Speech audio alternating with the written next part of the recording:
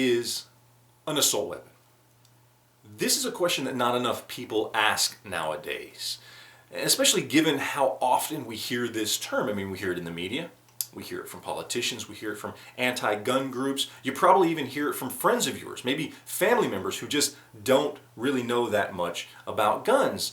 So why don't more people truly understand what the definition of an assault weapon really is, given how often it's thrown up in our face?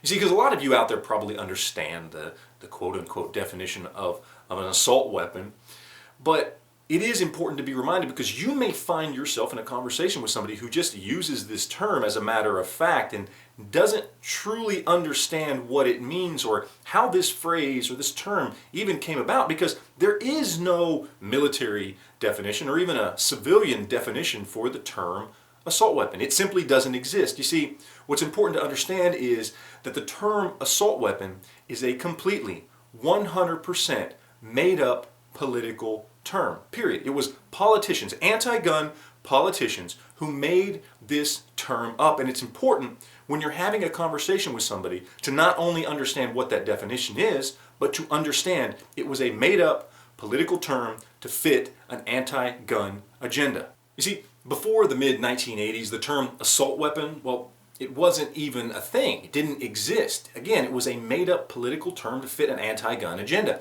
An anti-gun agenda, by the way, which says that you and I, we, the little people, you see, we should not have access to the same level of protection, the same firearms that our government has access to. It's ingrained into the anti-gun agenda. See, this is a tactic that's been used by governments for thousands upon thousands of years. You disarm the population so they are easier to control. And what's funny is a lot of these anti-gun politicians, they don't even understand that's what they're doing. They don't even understand that that is the backbone of why they want to disarm the population. They think they want to do it because it'll prevent crime. But it doesn't. I mean, we've seen this as proven over and over and over again. I mean, less than 1% of gun crime in this country is committed with what they would consider an assault weapon. Since the assault weapons ban was lifted in 2004, crime has actually gone down as more and more people have had access to these types of firearms. It's just fact, plain and simple, but it doesn't fit their anti-gun agenda, so they have to continue to scare us with the term assault weapon.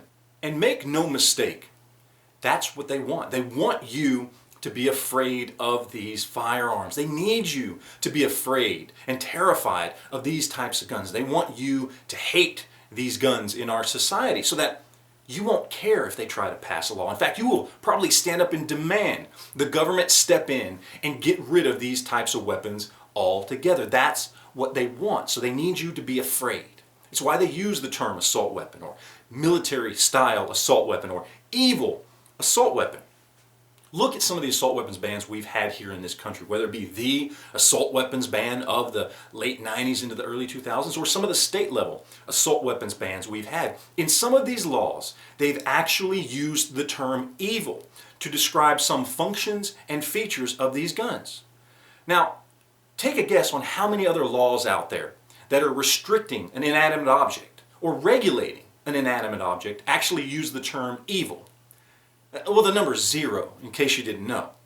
They use the term evil when describing guns because they need us to be afraid of them, to inherently, in the back of our minds, just think, well, guns are automatically bad. It allows them to get away with doing what they want to do because they know that when they look at the statistics from their own government, that they don't add up.